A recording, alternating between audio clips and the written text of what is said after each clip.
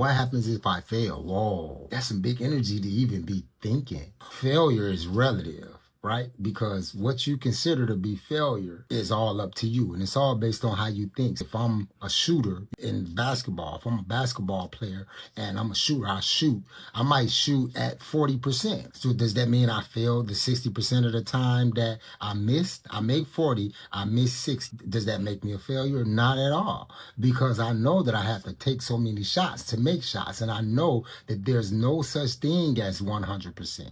So when you look at failure, think real carefully about what that means for you. And to me, failure only comes when you completely give up. When you refuse to learn from mistakes. For a business owner, particularly an entrepreneur, there should be no such thing as failure as long as you can learn from every step of the process. But don't think that you're not going to go forward and not make mistakes. Of course, you're going to make mistakes.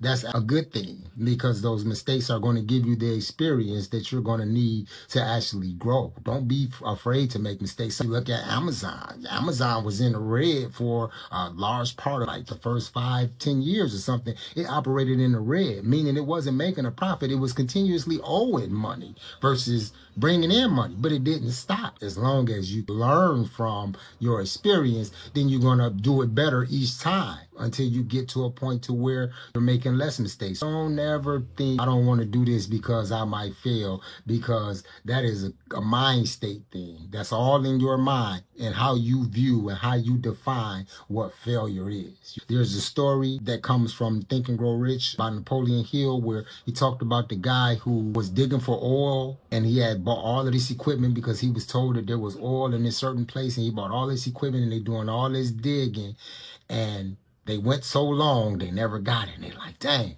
So they stopped. He had to sell all of his equipment. They said he went broke and everything. Somebody else bought the equipment real cheap because he was selling it real cheap.